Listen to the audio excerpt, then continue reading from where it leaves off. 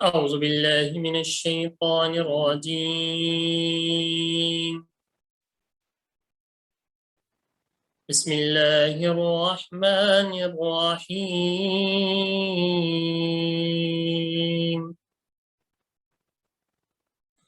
يا أيها الذين آمنوا كلوا من طيبات ما رزقناكم واشكروا لله إن كنتم إياه تعبدون. إنما حرم عليكم الميتة والدم ولحم الخنزير وما أهل به لغير الله فمن اضطر غير باغ ولا عاد فلا إثم عليه إن الله غفور رحيم. صدق اللہ العظیم.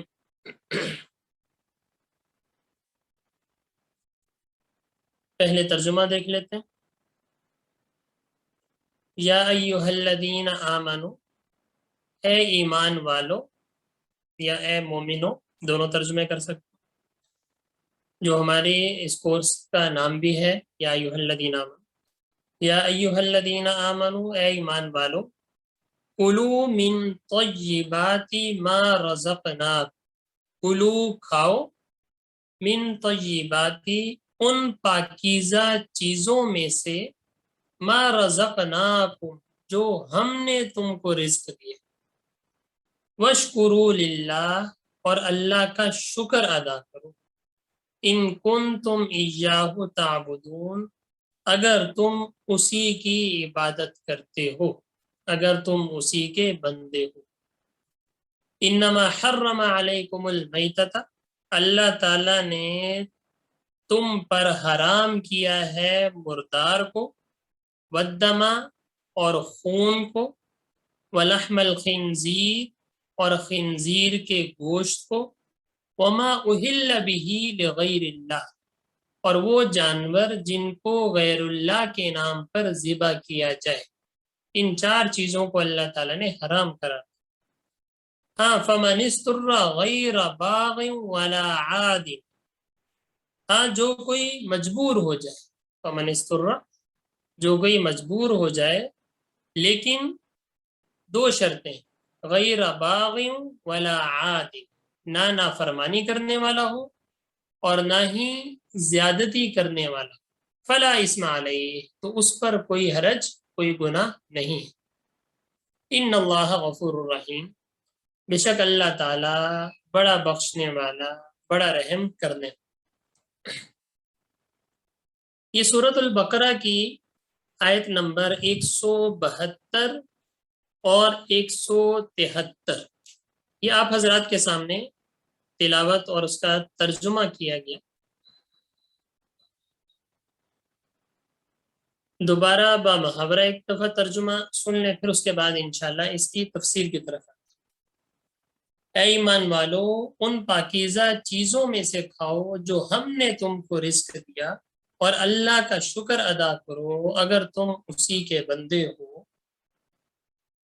اللہ تعالیٰ نے تم پر مردار کو، خون کو، خنزیر کے گوشت کو اور ان جانوروں کو جن کو غیر اللہ کے نام پر ذبح کیا جائے حرام قرار دیا.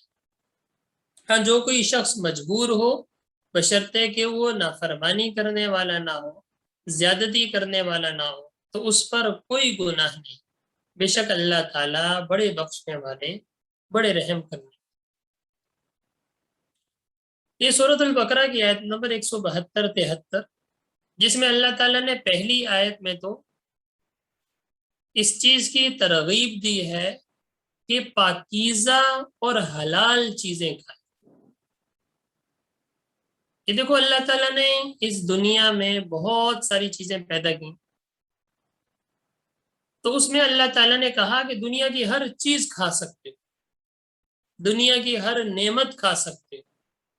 ہاں صرف ان چیزوں کو جس کو ہم نے منع کیا اس کو نہ کھاؤ، باقی ساری چیزیں کھاؤ۔ اور یہی شکر کا ایک درجہ بھی ہے کہ اللہ تعالیٰ کی نعمتیں ہیں نا ساری دنیا کی۔ مثال کے طور پہ اللہ تعالیٰ نے ہمیں آنکھیں دی ہیں، کس لیے دی ہیں؟ دیکھنے کے لیے دی۔ ہاں دنیا کی آپ ہر چیز دیکھ سکتے ہو، صرف ایک چیز سے منع کیا نا کہ غلط نہ دیکھو۔ اللہ تعالیٰ نے ہمیں کان دیے، سننے کے لیے دی، ہر چیز سن سکتے ہیں، سننے کے لیے۔ ہاں ایک چیز سے اللہ تعالیٰ نے منع فرمایا نا، غلط نہ سن۔ اللہ تعالیٰ نے آپ لوگوں کو زبان دی، بولنے کے لیے دی، جو مرضی بولو۔ ہاں ایک چیز سے منع کیا، غلط نہ بولو۔ تو ایک چیز سے انسان رک جائے۔ اسی طریقے سے اللہ تعالیٰ نے دنیا کی تمام چیزیں انسان کو کھانے کے لیے، استعمال کرنے کے لیے۔ ہاں کچھ چیزوں سے منع فرمایا کہ یہ چیزیں حرام ہیں، ان کو نہ، بس باقی ساری چیزیں انسان کھا سکتا ہے۔ گوشت کھانے کو دل کر رہا ہے، ہر طرح کا گوشت اللہ تعالیٰ نے حلال قرار دیا، حرام حلال جانوروں کو۔ ہاں کچھ جانور جس میں اللہ تعالیٰ نے منع فرما دیا کہ ان کے علاوہ یہ سارے جانور، ان کا گوشت نہیں کھا سکتے۔ اسی طرح مردار کا گوشت نہیں کھا سکتے۔ تو اس آیت میں اللہ تعالیٰ نے ہمیں حکم دیا کہ حلال اور پاکیزہ چیزیں کھاؤ۔ اور اس کا اثر کیا ہوگا حلال کھانے کا؟ حلال کھانے کا اثر یہ ہوگا وَاشْكُرُوا لَهُ، کہ اللہ کی اطاعت بڑھے گی، شکر کرنے کی توفیق پیدا ہو۔ جب انسان حلال کھاتا ہے نا، بھلے تھوڑا کھائے، تو انسان کے دل میں شکر پیدا ہوتا ہے کہ اللہ تعالیٰ کا شکر ہے، اللہ تعالیٰ نے ہمیں یہ نعمت دی، ہم نے یہ چیز کھائی۔ تو اللہ تعالیٰ کا جب شکر نصیب ہوگا، لَإِن شَكَرْتُمْ لَأَزِيدَنَّكُمْ، ایک تو شکر کرنے سے اللہ تعالیٰ اس نعمت میں اضافہ فرما دیتے ہیں، اور دوسرا اللہ تعالیٰ کا قرب نصیب، اللہ تعالیٰ کی عبادت کرنے میں مزہ آتا ہے، اللہ تعالیٰ کی عبادت کرنے میں دل لگتا ہے، اللہ تعالیٰ کے ذکر و اذکار کرنے میں انسان کا دل نیکی کی طرف مائل۔ شرط کیا ہے؟ حلال چیزیں۔ اگر انسان کا کھانا پینا حلال ہے تو نیکی کی طرف آپ کا دل خود بخود مائل ہونا شروع ہے، آپ کا دل نرم ہونا شروع۔ لیکن اگر خدا نہ خواستہ ہمارا کھانا پینا حلال نہیں ہے تو پھر انسان کا دل مردہ ہونے لگتا ہے، پھر عبادت میں دل نہیں لگتا، نیکی کے کاموں میں دل نہیں لگتا، اللہ کی طرف دل نہیں لگتا، نماز میں دل نہیں لگتا، پھر غلط کاموں میں انسان کا دل لگتا۔ یہ تاثیر ہے حلال اور حرام کھانے کی۔ اللہ تعالی ہمیں حرام سے بچائے۔ جو لوگ خدا نہ خواستہ حرام میں ملوث ہو جاتے ہیں، آگے ان کی اولادیں نافرمان ہو جاتی، نسلیں تباہ و برباد ہو جاتی۔ پاکیزہ کھانے کو بڑا دخل ہے تربیت میں، نفاست میں، دل کے مردہ زندہ ہونے میں، ان چیزوں کا اثر پڑتا ہے۔ دیکھیں دنیا میں کوئی بھی غذا ہے اثر تو رکھتی ہے۔ آپ مثال کے طور پہ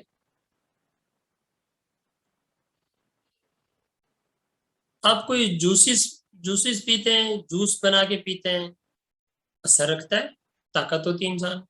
انسان پھل کھاتا ہے، فروٹ کھاتا ہے، طاقت ہوتی ہے۔ گندم کھاتا ہے، چاول کھاتا ہے، طاقت ہوتی ہے۔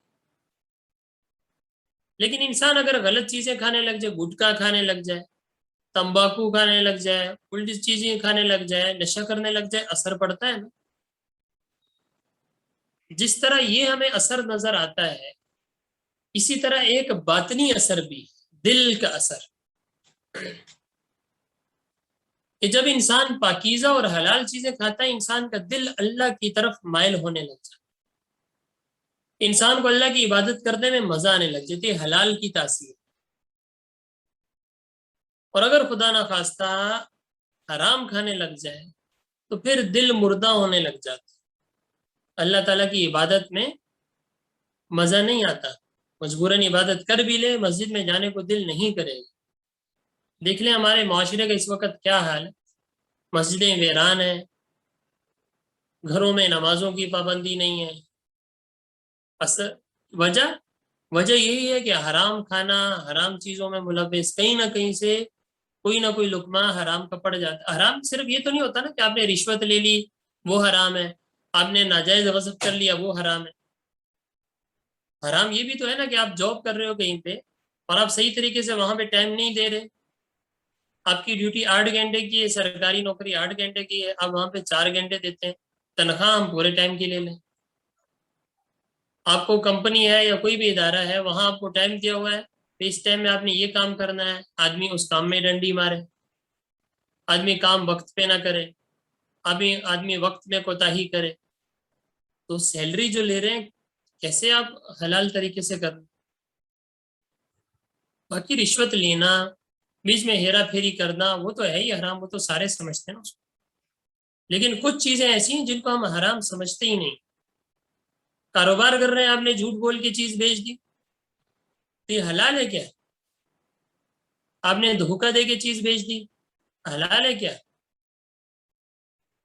تو جب انسان ان چیزوں میں ملوث ہو جاتا ہے، اور اب معاشرہ ہمارا دیکھیں تقریباً 90%، میرا اندازہ غلط بھی ہو سکتا ہے لیکن 90% معاشرہ جو ہے اس وقت کہیں نہ کہیں کسی نہ کسی طریقے سے کچھ نہ کچھ گڑبڑ میں ملوث، کچھ زیادہ ہے کچھ کم ہے، اللہ تعالیٰ ہماری حفاظت کرے۔ تو جب یہ صورتحال ہے تو پھر اس کا اثر دلوں پہ، معاشرے پہ نہیں پڑے گا؟ کیسے دینی فضا قائم ہوگی کسی کے گھر میں، کیسے دینی فضا قائم ہوگی کسی کے علاقے میں، جب ہمارا معاشرہ، ہمارا گھر بار، ساری چیزیں۔ حالانکہ دیکھو اللہ نے فرمایا نا ہر چیز کھاؤ پیو، اور اس زمانے میں اللہ کا شکر ہے اتنی وافر مقدار ہے کہ ایک غریب سے غریب آدمی جو اپنے آپ کو غریب سمجھتا ہے نا، اس کے پاس بھی 20-25 سوٹ تو ہوں گے لازمی۔ آپ دیکھ رہے ہیں، اندازہ کر لیں۔ ایک پرانا وقت تھا، ہمارے والد صاحب، ہمارے دادا لوگ بتاتے ہوتے تھے جب چھوٹے ہوتے تھے، ہمارے والد صاحب کے 2 سوٹ ہوتے تھے، ایک جوڑا پہن لیا دوسرا دھو کے پھیلا دیا، وہ پہن لیا دوسرا پھیلا دی، تکیے کے نیچے رکھا، استری ہو گئی، سادہ زندگی، 2 سوٹ 3 سوٹ، بس اس سے زیادہ کچھ تھا ہی نہیں۔ پوچھ لیں آپ اپنے والدین سے، آپ اپنے دادا پر دادا لوگوں سے پوچھ لیں، کھانا کیا تھا؟ صبح کھا لیا، شام میں کھا لیا، 2 ٹائم کا کھانا، یہ 3 ٹائم ناشتہ، دوپہر کا کھانا، رات کا کھانا، پھر ٹی ٹائم 10 بجے، ٹی ٹائم عصر کے ٹائم، ماشاء اللہ ایسی برفہ نہیں۔ ایک عام جو مڈل کلاس طبقہ ہے ان کے گھروں میں بھی یہ رواج ہے، دیکھ لیں۔ پرانا وقت تھا ایک آدمی کماتا تھا، سارے لوگ کھاتے تھے، پورے گھر والے۔ اب سارے کماتے ہیں پھر بھی پورا نہیں پڑ رہا۔ ہم کہتے ہیں مہنگائی ہے، مہنگائی ہے، ٹھیک ہے مہنگائی اپنی جگہ ہے، مہنگائی اپنی جگہ ہے، لیکن اس کے باوجود اسراف ہمارا اپنی، حد سے زیادہ اسراف ہر چیز میں۔ نوٹ کر، انسان کے پاس 10-10 جوڑے، 20-20 جوڑے، 30-30 جوڑے، 40-40 جوڑے، لیکن پھر بھی ہے ہمارے پاس سوٹ نہیں۔ یعنی یہ عام غریب لوگوں کی میں بات کر رہا ہوں جو اس زمانے میں اپنے آپ کو مڈل کلاس یا غریب سمجھتے ہیں۔ امیروں کا تھا، جو امیر سمجھتے ہیں ان کا تو کیا ہی، اللہ تعالیٰ نے گھر اچھے دیے، ماشاءاللہ پنکھے ہیں، اے سی ہے، لائٹس ہیں، فراوانی ہے، اللہ تعالیٰ نے اس زمانے میں کتنی فراوانی دی۔ تو اس زمانے میں کوئی یہ کہے کہ ہم غریب ہیں، عجیب سا لگتا ہے۔ ہاں، اسراف کر کے کوئی اپنے آپ کو غریب سمجھ لے تو عجیب بات۔ ہمارے ایک ساتھی، اچھی خاصی سیلری ماشاءاللہ اس زمانے میں ان کے، اچھی خاصی جاب ہے، 7-8 لاکھ تنخواہ ہے، لیکن پورا نہیں پڑتا۔ ایسے لوگ بھی ہیں جو 10-12 ہزار میں گزارا کر رہے ہیں، اور یہ 7-8 لاکھ تنخواہ ہے پھر بھی پورا نہیں پڑ رہا، بے برکتی ہے نا۔ تو اس وجہ سے اللہ تعالیٰ کہتے ہیں بھی حلال کھاؤ، حلال کھاؤ، حلال کھانے میں برکت۔ برکت کس چیز کا نام ہے؟ کہ اللہ تھوڑے سے پوری ضرورت پوری کر دینا، یہ برکت ہے نا۔ تھوڑی تنخواہ میں آپ کا پورے گھر کا خرچ نکل جائے، یہ برکت ہے۔ آپ کی 20,000 تنخواہ ہے، اس میں ماشاءاللہ سارے بچے صحت مند ہیں، دال بلے کھا رہے ہیں، اور ماشاءاللہ روٹی کھا رہے ہیں، پورا مہینہ گزارا ہو رہا ہے، برکت ہے۔ آپ کی تنخواہ پتہ چلے 2 لاکھ روپے، اللہ تعالیٰ نے بیٹے کو بیمار کر دیا، اچانک بیٹی کوئی بیمار ہو گیا، ہاسپٹل لے گئے، 60-70 ہزار کا خرچہ آ گیا، دواؤں پہ خرچہ آ گیا، کوئی ایکسیڈنٹ ہو گیا، یہ بے برکتی ہے، یہ حرام کا نتیجہ ہے۔ تو اللہ تعالیٰ اس آیت میں فرما رہا ہے کہ اے ایمان والو، پاکیزہ حلال چیزیں کھاؤ۔ کون سی پاکیزہ چیزیں؟ ان چیزوں میں سے جو ہم نے تم کو رزق دیا ہے۔ بڑی عجیب بات ہے، مما رزقناکم، تمہارا اپنا کوئی ذاتی کمال نہیں ہے۔ تم کہتے ہو کہ ہم نے بڑا کمایا، ہم نے بڑا یہ کیا، ہم نے ایسا کیا، نہیں۔ اللہ تعالیٰ فرماتے ہیں ہم نے دیا تم کو، کلوا من طیبات ما رزقناکم، جو ہم نے تم کو رزق دیا ہے اس میں پاکیزہ چیزیں کھاؤ نا۔ تم حرام کی طرف کیوں جا رہے ہو؟ اس کا مطلب رزق اللہ نے دینا ہے، رزق کا وعدہ کس کا ہے؟ ہم نے تم کو رزق دیا، اللہ تعالیٰ کہہ رہے ہیں۔ تو رزق دینے والی ذات اللہ تعالیٰ کی ہے، تو ان پاکیزہ چیزوں میں سے کھاؤ۔ ہرس کو، لالچ کو چھوڑ دو، حرام کو چھوڑ دو، یہ سب دنیا میں رہ جانا۔ اور انسان دیکھے نا، اتنا کماتا ہے انسان، گھر بار بناتا ہے، ٹھیک ہے دنیا کی ضرورت ہے، بنانا چاہیے، کوئی مسئلہ نہیں۔ گھر بار بناتا ہے انسان، اپنے لیے آرائش کے سامان بناتا ہے، اپنے لیے سب کچھ کرتا ہے، سوٹ بناتا ہے، اپنے لیے شوز بناتا ہے، اپنے لیے فرنیچر بناتا ہے، اپنے لیے بینک بیلنس بناتا ہے، لیکن نتیجہ کیا ہے؟ نتیجہ یہ ہے کہ ہم نے جو پہنا ہوا ہے، ہم نے جو کھا لیا، یہ صرف ہمارا ذاتی، باقی کچھ بھی ہمارا ذاتی نہیں ہے، پرایا ہو جائے۔ انسان نے گھر بنا لیا مثال کے طور پہ، کمپنیاں بڑی بڑی لگا لی، وافر فراوانی ہے، گاڑیاں ہیں، سب چیزیں ہیں، لیکن خدا نخواستہ انتقال ہو گیا۔ انتقال تو سب بندوں نے مرنا، ایک وقت مقرر ہے۔ انسان کا انتقال ہو گیا تو انسان کے پاس کیا چیز ہے؟ کچھ بھی نہیں۔ انسان کے پاس اس کے اعمال ہیں نا، جو جائز کام کیے دنیا میں، اچھے کام کیے، اس کے علاوہ تو سب ٹھاٹ پڑا رہ جائے گا، جب لات چلے گا بنجاروں، سب ختم۔ یہ تو وارثوں کا ہے نا، آپ نے بھی سنا ہوگا نا، جو خلیفہ ہے، یہ برج الخلیفہ دبئی میں، جس کے نام پہ ہے، مشہور بادشاہ، نام نہیں لیتے، کتنا بڑا بادشاہ جس کے نام پہ آپ کا یہ برج خلیفہ جو ہے، اس کے نام پہ کتنی اس کی پراپرٹیاں، دنیا کا چوتھا امیر ترین آدمی، آخر ایک دن موت ہے، انتقال ہوگی، آپ نے نیوز میں سنا ہوگا۔ اب اتنی بلڈنگوں کا مالک، اتنی پراپرٹیوں کا مالک، اتنی جائیدادوں کا مالک، بادشاہ، لیکن جب انتقال ہوا، انتقال کے بعد حصے میں کیا آیا؟ وہی ایک قبر ہے نا، وہ بھی ریتیلی زمین، ریت کی قبر، اگر آپ نے دیکھا تو یہ سب دنیا میں رہ جاتا۔ اصل یہ آخرت، توجہ آخرت کی طرف دیکھو۔ یہ دنیا جو ہے یہ مسافر خانہ ہے نا، انسان کہیں پہ گیا مثال کے طور پہ، آپ نے کسی ہوٹل میں اسٹے کرنا ہے، آپ کسی جگہ پہ گئے، کسی ملک میں گئے، یا پاکستان سے آپ سفر کر رہے ہو، ٹریول کر رہے ہو، رات کو آپ کو کہیں رکنا پڑا ہے مسافر خانے میں، کہیں اسٹیشن پہ، کہیں ہوائی جہاز پہ، تو وہاں انسان اپنا گھر بنانے لگ جائے گا کیا؟ وہاں انسان اس کمرے کو سجانے لگ جائے گا کیا؟ نہیں، اس نے بس گزارا کرنا ہے، رات گزارنے کی، رات گزار کے اس کو پتہ ہے صبح میں نے اپنے منزل کی طرف روانہ ہو جانا۔ یہ تو نہیں کہ انسان کو کمرہ دیا گیا، کوئی راستے میں پتہ چلے یہ سارے وہاں پردے لگانے لگ جائے، فرنیچر منگوانے لگ جائے، ساری چیزیں سیٹنگ کرنے لگ جائے، اے سی لگوانے لگ جائے، بھی میں نے رات یہاں گزارنی۔ نہیں، ایسا تو نہیں، انسان گزارا کرے گا کیونکہ پتہ ہے میں نے یہاں سے چلے جانا ہے۔ تو یہ بھی دنیا ہے نا، جب دنیا ہے تو لہذا اس میں دنیا میں اتنا انہماک ہو جانا کہ اللہ کی طرف سے بندہ غافل ہو جائے، یہ بڑے گھاٹے کا سودا ہے. اللہ تعالیٰ ہماری اس سے حفاظت فرمائے. تو اللہ تعالیٰ فرما رہے ہیں کہ ہم نے دنیا تمہارے لیے پیدا کی, انسان کے لیے دنیا بنائی. انسان کو دنیا کے لیے نہیں بنایا, دنیا انسان کے لیے بنائی ہے. دنیا انسان کی محتاج ہے. انسان اگر اللہ کے راستے میں صحیح حکموں پہ چلنے والا بن جائے, دنیا پیچھے بھاگی بھاگی. یقین تو کرو. بے شک.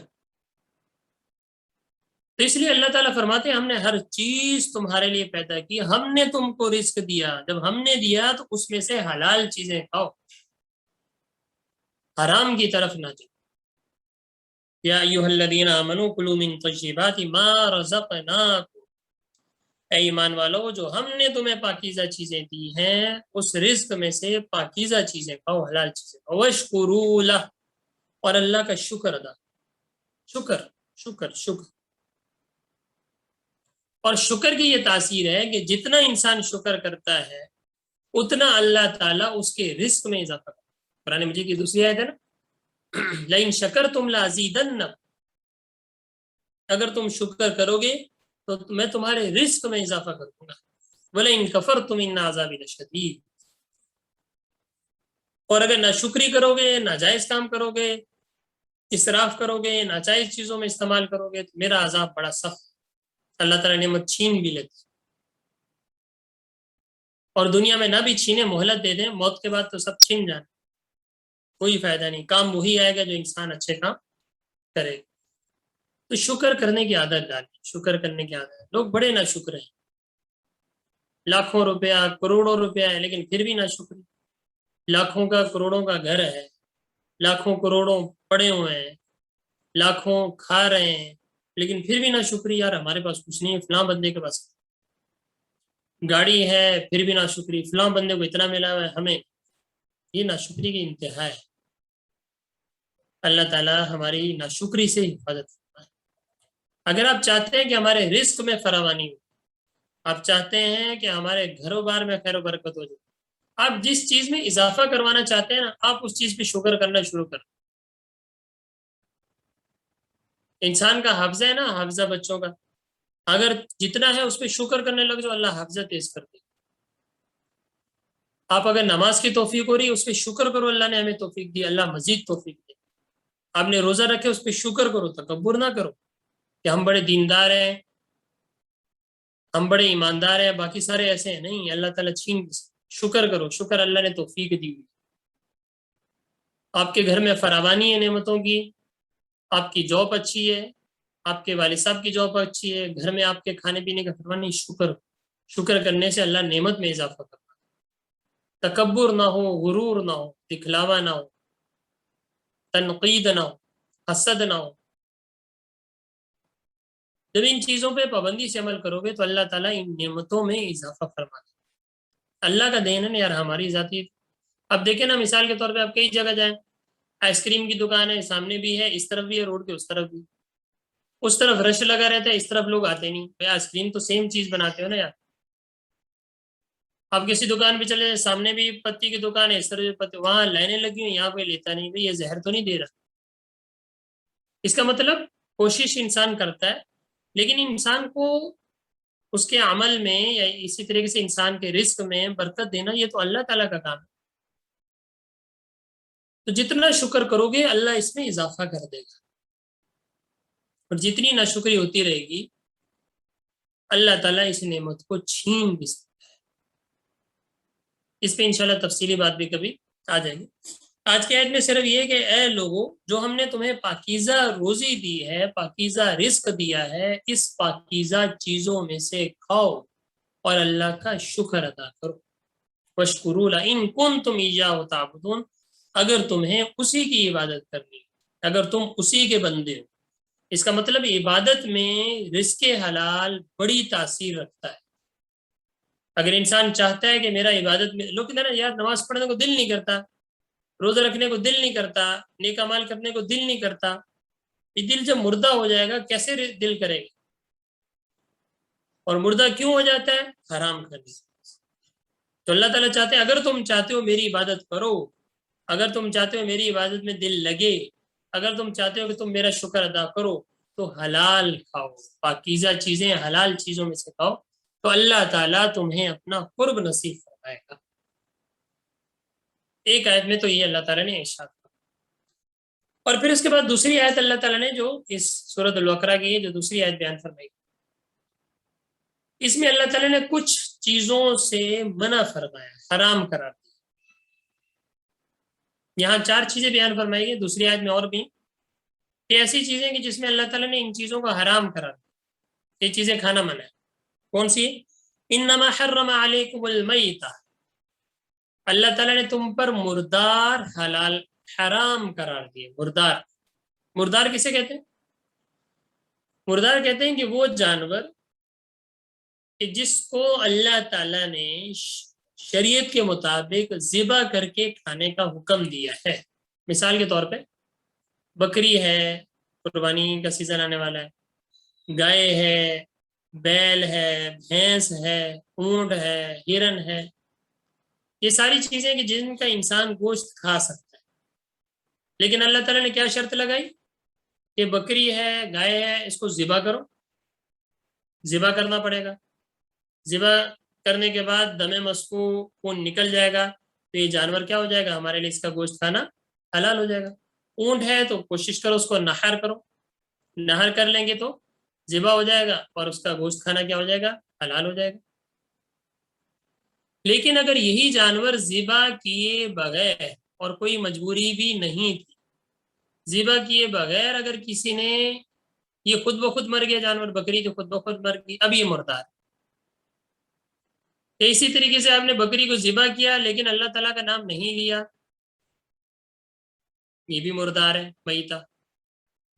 یا آپ نے بکری کو ذبح کیا جس طرح کہ آگے آ رہا ہے وما اہل بہ لغیر اللہ، لیکن اللہ تعالیٰ کے نام کے علاوہ کسی اور کا نام لے کے ذبح کیا، کسی اور کے تقرب کے لیے ذبح کیا، تو یہ بھی مردار، اس کو میتہ کہتے ہیں، میتہ مردار۔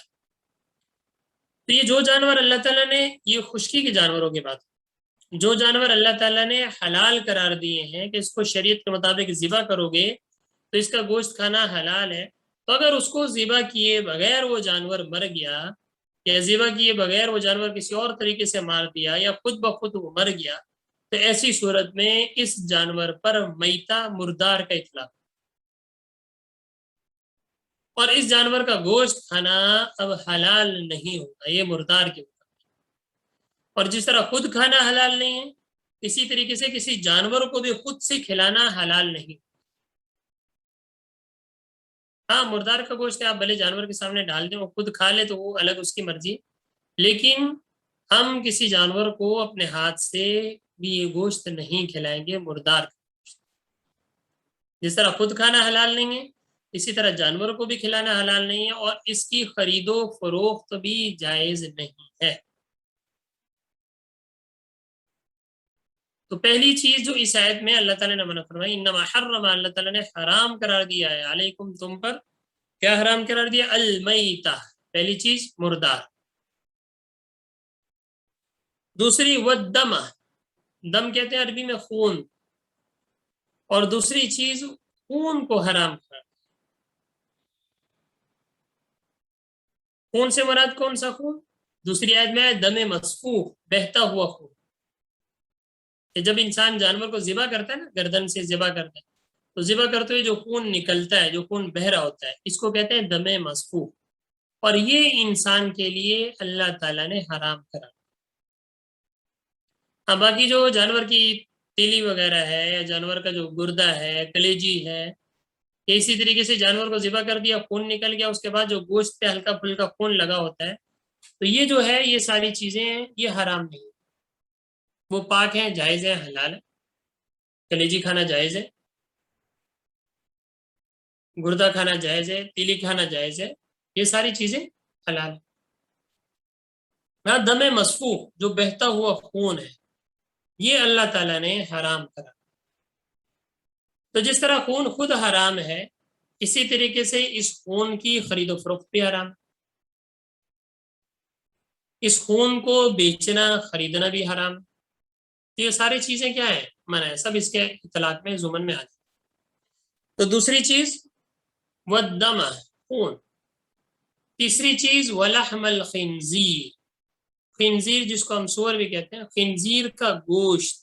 یہاں تو گوشت کا تذکرہ ہے، لیکن دوسری آیات میں اور احادیث میں مطلقاً خنزیر کو حرام قرار دیا کہ نجس العین ہے. یہ ایسا جانور ہے کہ اس کی کوئی بھی چیز حلال نہیں، اس کا کوئی بال حلال نہیں ہے، کھال حلال نہیں ہے، کھر اس کے حلال نہیں ہے، اس کی کھال حلال نہیں ہے، گوشت حلال نہیں. اس سے کسی قسم کا بھی نفع اٹھانا یہ جائز نہیں، یہ نجس العین. دوسرے جانور مثال کے طور پہ کتا ہو گیا، بلی، اس کا تو گوشت صرف کیا ہے، حرام ہے نا. باقی اس کی کھال سے آپ لوگ نفع اٹھا سکتے ہو، باقی چیزوں نفع اٹھا سکتے ہو. لیکن یہ خنزیر ایسا ہے کہ اس کی کسی بھی چیز سے انسان کو نفع اٹھانے کی اجازت نہیں. یہ نجس العین ہے، سر سے لے کے پاؤں تک یہ نجس ہے. تو تیسری چیز ولحم الخنزیر، خنزیر کا گوشت. اور میں نے فرمایا نا کہ حرام کھانے کی تاثیر ہے کہ حرام کھانے سے انسان اللہ تعالیٰ سے دور ہو جاتا ہے. تو اسی طریقے سے اگر کوئی مردار کھاتا ہے، کوئی خنزیر کا گوشت کھاتا ہے، تو یہ تاثیر غلط رکھے گا، تو انسان میں پھر وہ جانوروں والی تاثیر آئے گی نا. پھر آپ دیکھ لو باہر کے جو غیر مسلم لوگ ہیں ان کا کیا حال ہے. ایک مسلمان پاکیزہ ہوتا ہے، اس کے جسم سے جو خوشبو آتی ہے، اور باہر کے جو اس طرح کے لوگ ہیں جو غیر مسلم ہیں، جو اس طرح کی چیزیں کھاتے ہیں، ان سے ایک ظاہری بھی عجیب سی یعنی بو سی محسوس. یہ اثر ہے غلط چیز کا. اللہ کا شکر ہے اللہ نے ہمیں مسلمان بنایا، اللہ تعالیٰ کی بڑی نعمت ہے، ان چیزوں سے اللہ نے ہمیں بچایا. لیکن مسلمان بنایا ہے تو اب مسلمان ہونے کا حق یہ ہے کہ ہم صحیح طریقے سے اللہ تعالیٰ کی اطاعت و بندگی کریں. تو اگر نہ ہم میں اور ان میں کیا فرق ہے، صرف کلمے کا فرق ہے. تو تیسری چیز ولحم الخنزیر، خنزیر کا گوشت. اور چوتھی چیز وما اہل به لغیر اللہ، وہ جانور جس کو اللہ تعالیٰ کے نام کے علاوہ کسی اور مقصد کے لیے قربان کیا جائے یا ذبح کیا جائے. مثال کے طور پر اس میں 2-3 قسم کے جانور آ جاتے ہیں. ایک تو یہ کہ جانور غیر اللہ کے نام پہ ذبح کیا جائے، اللہ تعالیٰ کے علاوہ کسی مزار پہ ذبح کیا جا رہا ہے، کسی بزرگ کے نام پہ ذبح کیا جا رہا ہے، اللہ کے نام پہ ذبح نہیں کرتے، غیر اللہ کے نام پہ ذبح کر رہے ہیں. اور ذبح کرتے وقت بھی نام غیر اللہ کا لیا جا رہا ہے، اللہ کا نہیں لیا جا رہا. ایسی صورت میں تو جانور بالکل حرام کہ انسان ذبح بھی کسی اور کے نام پہ کرے، ذبح بھی کسی اور کے لیے کرے، اور ذبح کرتے وقت نام بھی اللہ کے علاوہ کسی اور کا نام لے، اللہ کا نام نہ لے. نعوذ باللہ، یہ پھر جانور مردار ہے، اس کا کھانا جائز نہیں ہے، حرام. اسی طریقے سے اگر انسان جانور، دوسری صورت جانور تو کسی اور کے تقرب کے لیے ذبح کر رہا ہے، کسی بزرگ کے لیے، کسی مزار کے لیے، کسی اور پہ اس کا چڑھاوا کر رہا ہے، لیکن ذبح کرتے وقت اللہ تعالیٰ کا نام لیتا ہے، بسم اللہ اللہ اکبر، اللہ تعالیٰ کا نام لے کے ذبح کر، لیکن ہے غیر اللہ کے لیے. تو اس کو بھی مفسرین نے، فقہا نے فرمایا کہ یہ بھی ناجائز، یہ بھی حرام. بھلے اللہ کا نام لے لیا، لیکن وما اہل لغیر اللہ میں یہ صورت بھی آ جاتی ہے. تیسری صورت کہ بعض اوقات انسان جانور کا کان کاٹ کے، جس طرح عرب لوگ بھی کرتے تھے، کسی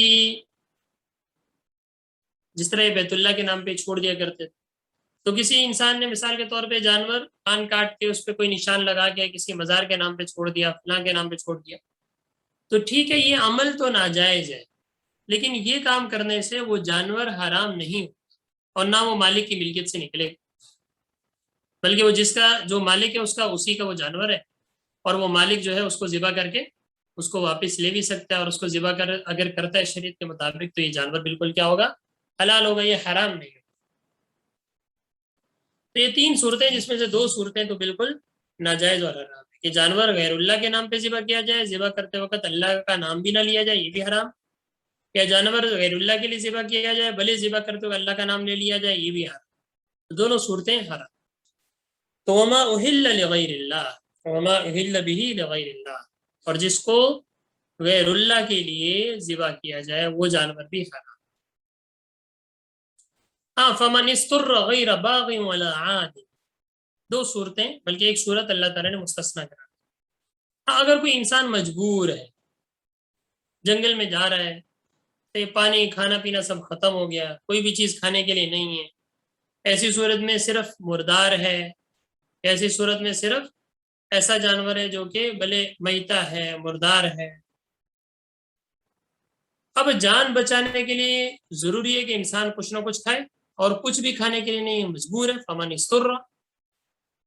لیکن دو شرطوں کے ساتھ. ایک تو یہ کہ نافرمانی کرنے والا نہ ہو، واقعی مجبوری تھی تب انسان مردار کھا رہا ہے. اور دوسری ولا عادن، اور حد سے تجاوز کرنے والا. مثال کے طور پہ 2 لقمے کھانے سے جان بچ سکتی ہے، 5 لقمے کھانے سے جان بچ جاتی ہے، پتہ چلا مردار ہے، وہ بھون کے پورا فرائی کر کے اور دبا دب لگے ہوئے ہیں، ضرورت اتنی نہیں تھی. تو ولا عادن، حد سے تجاوز کرنے والا. ہاں اگر کوئی مجبور ہو اور وہ ان 2 شرائط کے ساتھ کہ واقعی مجبوری تھی تب وہ مردار کھا رہا ہے، اور دوسرا اس کے ساتھ ساتھ وہ حد سے تجاوز کرنے والے بھی نہیں بلکہ بوقت ضرورت بقدر ضرورت کھا رہا ہے، ایسی صورت میں اللہ نے فرمایا کہ فلا اسم علیہ، اب اس پہ کوئی گناہ نہیں. یہ نہیں فرمایا کہ اس کا کھانا جائز ہے تو ناجائز ہی ہے، تو حرام ہی. لیکن چونکہ مجبوری میں کھایا، اللہ تعالیٰ نے اس کی اجازت دی، جان بچانا فرض ہے، تو ایسی صورت میں اس پہ کوئی گناہ نہیں ہو. فلا اسم علیہ. پھر آگے یہ بھی فرما دی کہ چونکہ غلط کام تو تب بھی کیا، ٹھیک ہے، گناہ نہیں. ان اللہ غفور الرحیم، بے شک اللہ تعالیٰ بڑے بخشنے والے ہیں، بڑے رحم کرنے. کہ رحم کرنے والے تبھی کہا نا کہ اگر سے مردار ہے لیکن جان بچانے کے لیے تم بوقت ضرورت بقدر ضرورت کھا سکتے ہو. ان اللہ غفور الرحیم، اللہ تعالیٰ بخشنے والے ہیں، تمہارے اس گناہ کو کیا کر دیں گے، بخش دیں. یہ سورۃ البقرہ کی آیت نمبر 172-73، جس میں آیت نمبر 72 میں اللہ تعالیٰ نے فرمایا کہ جو ہم نے پاکیزہ چیزیں تم نے دی، ان پاکیزہ چیزوں میں سے حلال چیزیں وہ تم کھاؤ، جو ہم نے تم کو رزق دیا اس میں سے حلال چیزیں کھاؤ. اس کے اثر کیا پڑے گا کہ اللہ تعالیٰ کو قرب نصیب ہوگا، اللہ تعالیٰ کی عبادت میں دل لگے، سیدھے راستے پہ چلنے پہ دل لگے گی، یہ تاثیر ہے اس کی.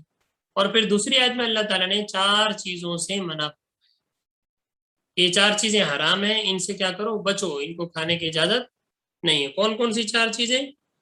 المیتہ، پہلی چیز مردار، والدمہ، دوسری چیز خون، ولحم الخنزیر، تیسری چیز خنزیر کا گوشت، اور وما اہل بہ لغیر اللہ، اور وہ جانور جس کو غیر اللہ کے نام پر ذبح کیا جائے. یہ 4 چیزیں اللہ تعالیٰ نے اس آیت میں حرام کرا.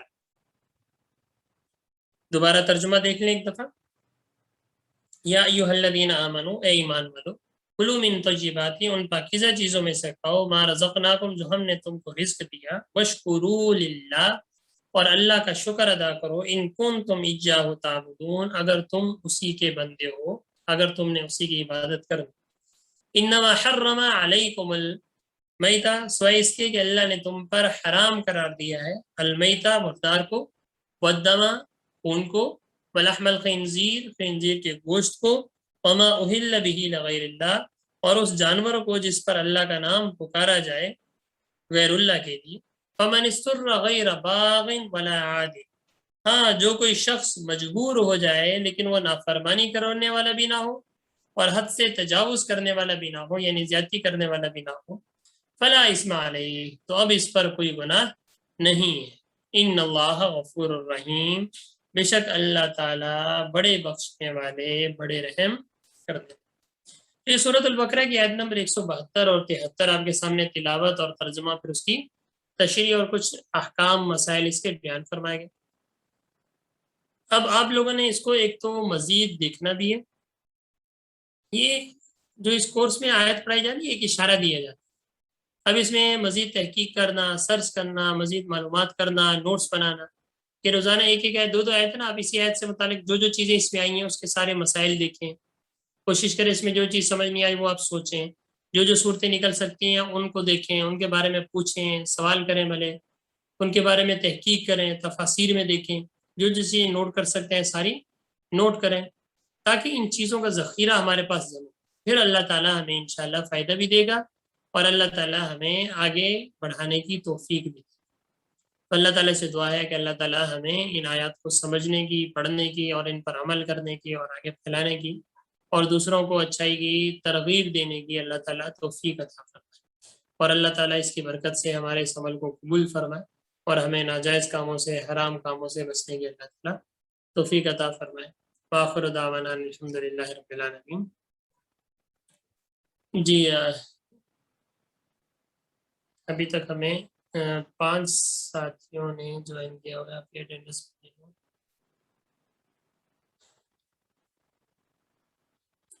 جی ہماری آیات تھیں جو آج کمپلیٹ ہو گئی۔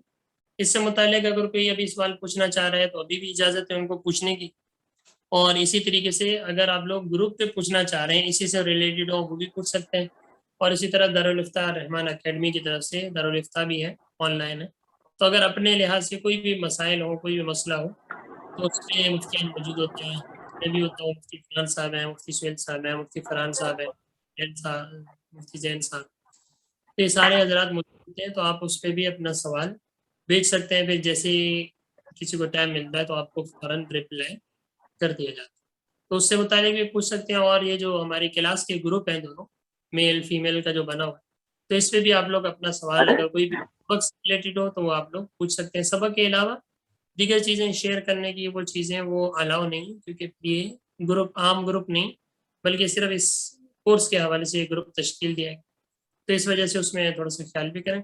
سبق سے ریلیٹڈ کوئی بھی چیز آپ کو سمجھ میں نہ آئے یا آپ کو کوئی پرسنل سوال ہے تو آپ اس پہ پوچھ سکتے ہیں، پرسنل بھی آپ لوگ پوچھ سکتے ہیں۔ جی اگر اس سے متعلق کوئی سوال ہو یا کوئی اور چیز سمجھنی ہو تو آپ لوگ ابھی مجھ سے پوچھ سکتے ہیں، پھر ہم اپنی کلاس کو اینڈ کریں، ٹھیک ہے؟ ٹیکسٹ بھی کر سکتے ہیں، آن لائن براہ راست اسپیکر کھول۔ السلام علیکم۔ وعلیکم السلام۔ جی ایک سوال پوچھنا تھا مجھے کون ہے؟ آج کے سبق سے متعلق۔ جی جی جی شازیہ جنید بات کر رہی ہوں، آج کے سبق کے متعلق سوال پوچھنا ہے جی جی کہ دم مسفوح کے بارے میں آپ نے بتایا کہ وہ حرام ہے، اور خون کے بارے میں طبیعتاً بھی ویسے مطلب ایک فطرت سلیمہ جو ہوتی ہے تو اس کے متعلق خون کو ہمارا کبھی ہوگا بھی نہیں کہ ہم اس کو استعمال کریں یا کھا لیں یا کسی بھی چیز میں، لیکن جب اللہ تعالیٰ نے قرآن پاک میں فرمایا تو یقیناً اس کی کوئی بڑی وجہ ہوگی، تو اس کی حکمت میں چاہتی ہوں کہ کچھ اس کو مزید تفصیل اگر اس کی ہو سکے۔ ہاں یہ انہوں نے اچھی بات کی کہ عام طور پہ جو چیزیں شریعت نے حرام قرار دی، عام طور پہ آپ بھلے دیکھ لیں جو بھی چیز، تو عام ایک انسانی نیچر، انسانی طبیعت اس چیز سے گھن کھاتی ہے۔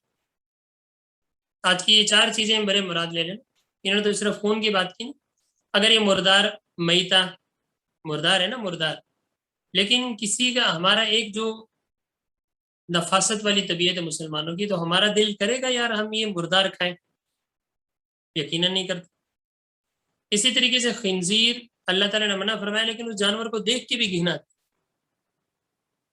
اسی طریقے سے جو دیگر چیزیں جو بھی اللہ تعالیٰ نے حرام قرار دی ہیں تو ان میں دیکھیں انسانی طبیعت جو ہے وہ اس چیز سے گھن محسوس کرتی ہے، عام طور پر غیر مسلم نہیں کرتے، جو کچھ لوگ کچھ غیر مسلم ہیں وہ کھاتے ہیں ان چیزوں کو، لیکن دوسری طرف اگر دیکھا جائے گن ہونے کے باوجود اللہ تعالیٰ نے جو منع فرمایا اس منع فرمانے کے باوجود بھی مردار چیزیں کھلائی جا رہی ہیں، نہیں کھلائی جا رہی ہیں ہمارے معاشرے میں۔ دیگر ممالک کی بات نہیں کرتا میں، اپنے پاکستان کی بات کرتا ہوں، اسلامی ملک ہے، مسلمان ہے، لیکن یہاں ہمارے ہوٹلوں میں کئی دفعہ رپورٹ آ جاتی ہے، کئی دفعہ سامنے چیز آ جاتی ہے، حالانکہ مردار ہے، ایک تو حرام جانور ہے، نام نہیں لیتے ان کے، اسی طریقے سے مردار کا گوشت ہے، آپ کی چکن ہے، کئی دفعہ سامنے یہ پیش آیا، یعنی مری ہوئی مرغیاں بیچ رہے ہیں، مری ہوئی مرغیاں لوگوں کو کھلا رہے ہیں، کئی دفعہ ہمارے سامنے کی بات ہوئی،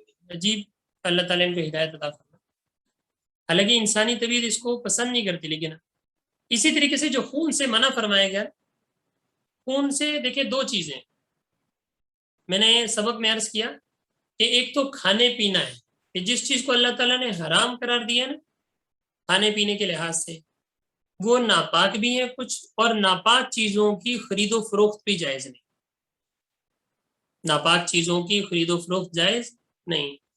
انسانی خون ہے ٹھیک ہے کھانے کے لحاظ سے تو ایک طبیعت اس کو برا محسوس کرتی ہے، لیکن اس خون کی موجودہ دور میں خرید و فروخت ہو رہی، جانوروں کے خون کی ہو رہی ہے۔ اگر آپ مرغی دیکھتے ہیں، چکن دیکھتے ہیں، چکن میں جتنا اگر آپ کبھی دیکھیں جتنی مرغیاں ذبح ہوتی ہیں اس کا خون ضائع نہیں کیا جاتا، اس کا خون سیو کیا جاتا ہے، یہ خون دوبارہ بیچا جاتا ہے، بیچنے کے بعد اسی کی فیڈ بنتی ہے اور اسی کو دوبارہ مرغیوں کو کھلایا جاتا ہے، مرغیاں اس سے جلدی بڑی ہوتی ہیں، تو اس کی تجارت ہو رہی ہے خون کی۔ اسی طریقے سے آج کل دیکھیں خون ہاسپٹلوں میں ان چیزوں میں ایک انسانی ضرورت بھی بن گئی کہ انسان ایک انسان ہے، دوسرے انسان کو خون کی ضرورت پڑتی ہے، آپ نے دیکھا ہوگا خون کی ضرورت پڑتی ہے تو دوسرے انسان کا خون اس کو لگایا جاتا ہے، خون ہر طرح کا لیبارٹری میں ہم لوگ انسانوں کا خون محفوظ کرتے ہیں، پھر وہ جس طریقے کا ہوتا ہے صحیح یعنی بی ہو سی ہو یا جو بھی ہو پازیٹیو ہو نیگیٹو ہو وہ خون پھر انسان کو لگایا جاتا ہے، اس کی خرید و فروخت کی جاتی ہے۔ تو یہ خرید و فروخت ناجائز، انسان کے خون کی خرید و فروخت، اسی طرح جانوروں کا خون ہے اس کی خرید و فروخت، اور اس کو میں نے فرمایا کہ جانوروں کو بھی آپ خود حرام چیز نہیں کھلا سکتے اور یہاں ہماری کھلائی جا رہی، تو اس وجہ سے اللہ تعالیٰ نے پہلے ہی اس چیز سے منع فرمایا کہ ایسی چیزیں حالانکہ منع کرنے کے باوجود بھی لوگ یہ چیزیں کیا کر رہے ہیں، اگر منع نہیں ہوتا پھر تو پتہ نہیں یہ لوگ کیا کرتے ہیں، اللہ تعالیٰ ان کو ہدایت نصیب کرتا۔